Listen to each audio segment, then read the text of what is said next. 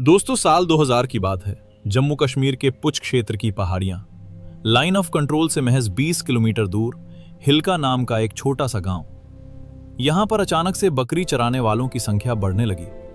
लेकिन इन बकरी चराने वालों के हाथ में लकड़ी नहीं थी, बल्कि भारी भरकम बख्तरबंद बक्से थे। ये लोग ना तो स्थानीय भाषा बोलते थे, ना ही किसी से मिलते जुलते थे। आप सोच रहे होंगे, आखिर ये थे कौन? तो दोस्तों, ये कोई साधारण बकरी चराने वाले नहीं थे। ये थे पाकिस्तान से आए हुए 350 से ज्यादा अत्यधिक प्रशिक्षित आतंकवादी। लश्कर ए तैयबा, अल बद्र और जैश ए मोहम्मद जैसे 3 बड़े आतंकी संगठनों ने मिलकर भारतीय सेना की नाक के नीचे बिना किसी को भनक लगाए अपना अड्डा बना लिया था। ये कहानी है उस ऑपरेशन की जिसने पूरे इलाके से आतंक की जड़ें उखाड़ फेंकी थी, ऑपरेशन सर्वविनाश। तो वीडियो को लास्ट तक देखिए, क्योंकि आज हम आपको लेकर चलेंगे उस गुप्त घाटी में जहां मौत का खेल खेला गया था। साल 1999, कारगिल युद्ध। भारतीय सेना की पूरी निगाहें, पूरी ताकत कारगिल की ऊंची चोटियों पर लगी हुई थी। घुसपैठियों को खदेड़ने के लिए सेना को जान जोखिम में डालनी पड़ रही थी। लेकिन जब सेना का ध्यान एक जगह केंद्रित होता है तो दुश्मन दूसरी जगह मौका ढूंढ लेता है, और यही हुआ। पाकिस्तानी आतंकी संगठनों ने देखा कि जम्मू के पुंछ और राजौरी क्षेत्रों में सुरक्षा कमजोर पड़ गई है। यह इलाका क्यों चुना गया? 2 बड़े कारण थे। पहला, यहां से पाकिस्तान सीधे हथियार और आतंकी भेज सकते थे। दूसरा, यहां के घने जंगल और दुर्गम पहाड़ इतने कठिन थे कि सेना के लिए पेट्रोलिंग करना भी मुश्किल था। तो उन्होंने एक जगह चुनी, हिल्का। यह गांव सचमुच एक प्राकृतिक किला था। चारों तरफ घने जंगल, ऊंचे पहाड़ और सर्दियों में बर्फ से ढके रास्ते। सर्दियों में तो यहां की पहाड़ियां इतनी खतरनाक हो जाती थीं कि सेना के लिए गश्त करना लगभग नामुमकिन हो जाता था। आतंकवादियों ने इसी कमजोरी का फायदा उठाया। वे भारी मात्रा में राशन, सर्दियों के कपड़े और हथियार लेकर यहां डेरा जमाने लगे। सोचिए, जब पूरा देश कारगिल में शहीदों को सलाम कर रहा था, तब पाकिस्तान अपने इस इलाके में जहर घोल रहा था। और सबसे खतरनाक बात यह थी कि सेना को इस बात की भनक तक नहीं लगी थी। हिल्का धीरे धीरे एक आतंकी मुख्यालय में बदल रहा था। अब आप सोच रहे होंगे, आखिर ये आतंकी छिपते कैसे थे? तो दोस्तों, ये कोई साधारण घुसपैठ नहीं थी। ये एक बहुत बड़ी व्यवस्थित साजिश थी। साल 2001 तक इन आतंकियों ने हिल्का के आसपास लगभग 150 किलोमीटर के इलाके में कंक्रीट के मजबूत बंकर बना लिए थे। हाँ, आपने सही सुना, कंक्रीट के बंकर। यानी ये वहां सिर्फ छिपने नहीं आए थे, बल्कि एक स्थायी सेना की तरह रहने आए थे। ये बंकर इतने मजबूत थे कि उन पर छोटे मोटे हथियारों का असर भी नहीं होता था। और इन्हें बनाने में मदद कौन कर रहा था?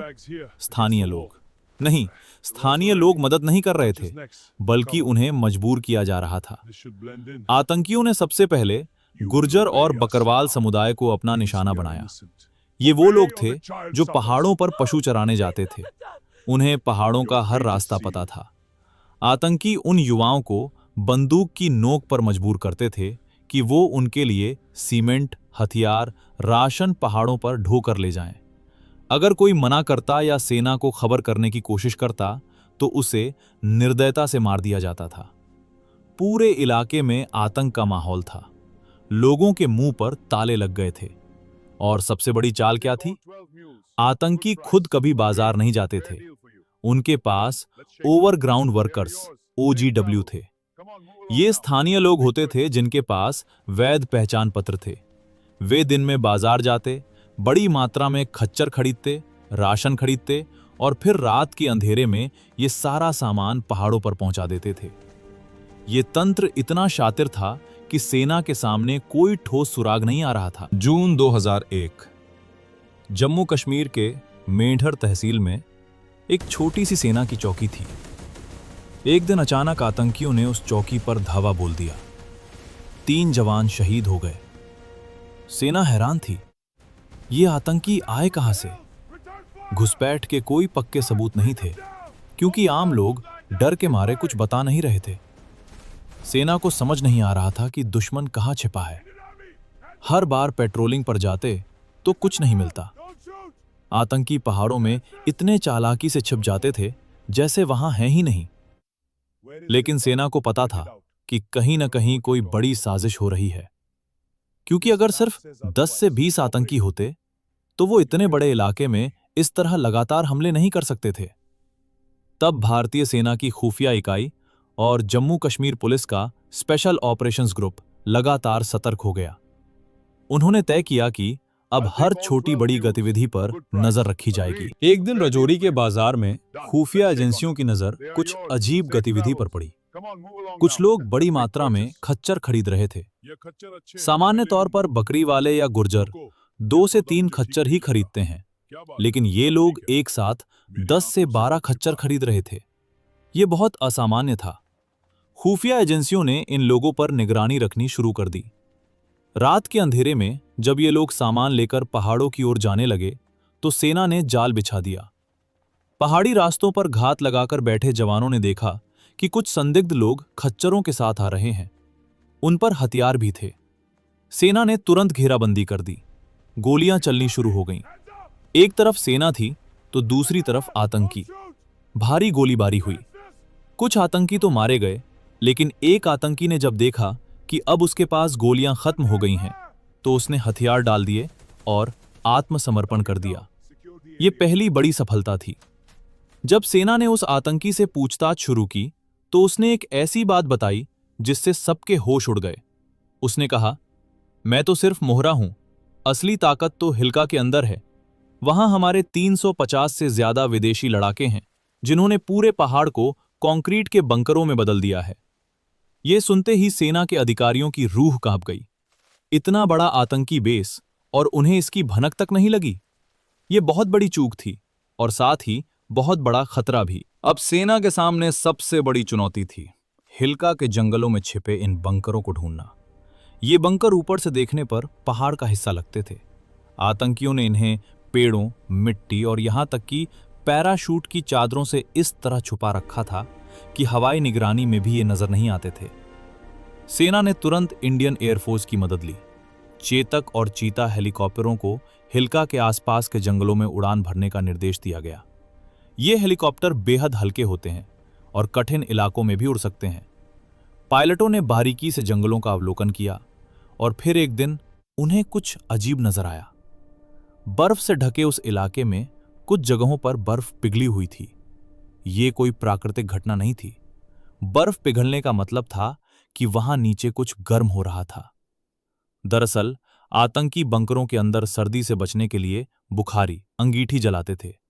उसकी गर्मी से ऊपर की बर्फ पिघल रही थी। यही वो सुनहरा सुराग था। इसके अलावा पायलटों ने देखा कि जहां कोई आवाजाही नहीं होनी चाहिए वहां गहरे पैरों के निशान थे। अब सेना को पक्का यकीन हो गया था कि यहां कोई बड़ा अड्डा है। अब योजना बनाने का समय आ गया था। सेना ने इस ऑपरेशन का नाम रखा ऑपरेशन सर्वविनाश। नाम ही बताता था कि अब कोई रहम नहीं होगा। लेकिन यह ऑपरेशन आसान नहीं था। दोस्तों, इसे समझिए। हिल्का की ऊंचाई लगभग 10,000 फीट थी। वहां कोई सड़क नहीं थी। 150 किलोमीटर के इलाके में आतंकी छोटे छोटे समूहों में बटे हुए थे। सेना को इतनी ऊंचाई पर हजारों सैनिकों को ले जाना था। उनके लिए राशन, गोला बारूद, गर्म कपड़े, सब कुछ पहाड़ों पर ढूंढना था। अगर कोई जवान घायल हो जाता तो उसे निकालना भी मुश्किल था। इसलिए सबसे पहले हेलीपैड बनाए गए। सेना ने मेहनत से 3 हेलीपैड और 20 किलोमीटर लंबे खच्चर ट्रैक बनाए। लेकिन सेना ने एक बहुत ही चालाक दांव खेला। उन्होंने रेडियो फ्रीक्वेंसी पर एक भ्रमित करने वाला अभियान चलाया। यानी उन्होंने गलत खबरें फैलाईं कि सेना कहीं और हमला करेगी, ताकि आतंकियों का ध्यान भटके। आतंकी असली हमले की जगह से दूर अपनी सुरक्षा मजबूत करने लगे और तभी सेना ने असली तैयारी शुरू कर दी।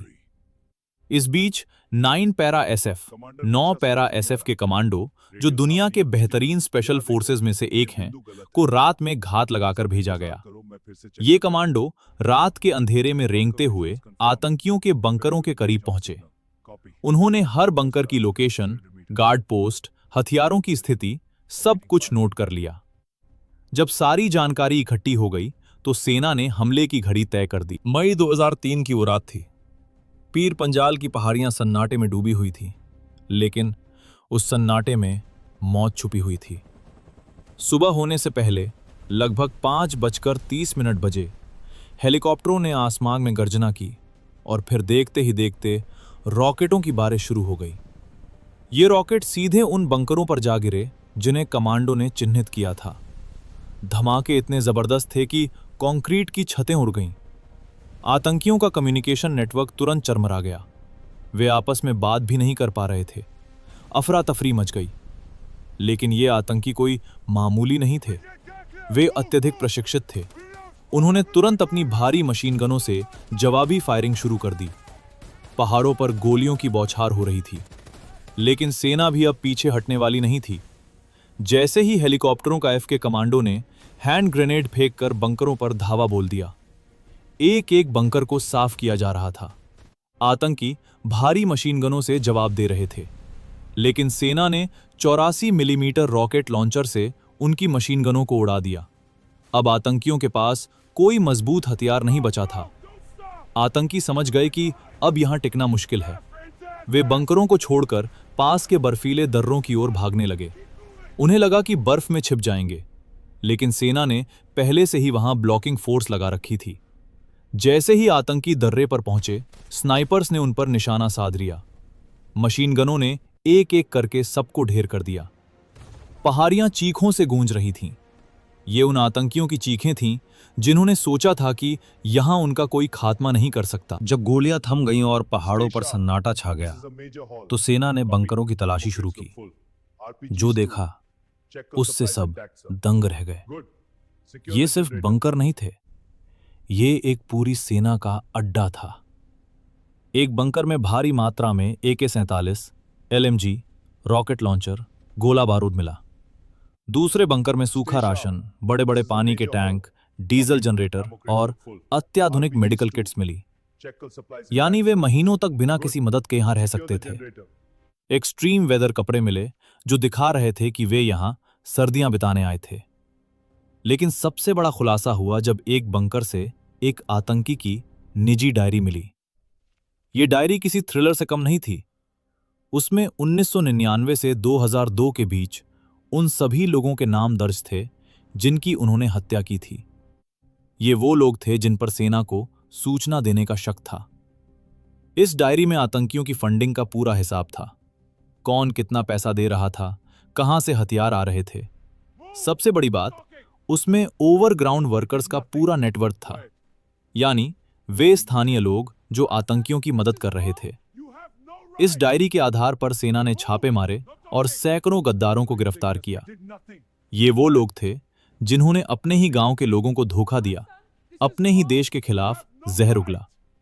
इतना ही नहीं, बरामद हुए सैटेलाइट फोन के रिकॉर्ड से पता चला कि ये आतंकी सिर्फ पाकिस्तान से ही नहीं, बल्कि भारत के अलग अलग राज्यों, उत्तर प्रदेश, गुजरात, तमिलनाडु और केरल से सीधे संपर्क में थे। यानी उनका नेटवर्क पूरे देश में फैला हुआ था। इस ऑपरेशन में लगभग 60 से 70 आतंकवादी मारे गए। लेकिन इस ऑपरेशन की सबसे बड़ी सफलता यह थी कि इसने पूरे पीर पंजाल क्षेत्र से आतंकियों की कमर तोड़ दी। हिल्का के बाद आतंकियों ने इस क्षेत्र में फिर कभी इतना मजबूत बेस बनाने की हिम्मत नहीं की। ऑपरेशन सर्वविनाश ने साबित कर दिया कि भारतीय सेना जब किसी मिशन पर निकलती है तो उसे अंजाम देकर ही रहती है। ये सिर्फ एक सैन्य अभियान नहीं था, बल्कि खुफिया जानकारी, रणनीतिक योजना और जमीनी कार्रवाई का बेहतरीन उदाहरण था। आज भी जब हम हिल्का की बात करते हैं तो ये कहानी हमें याद दिलाती है कि कैसे हमारे जवानों ने बिना किसी सड़क, बिना किसी सुविधा के दुश्मन को उसकी ही जमीन पर मात दी। तो दोस्तों, ये थी कहानी ऑपरेशन सर्वविनाश की।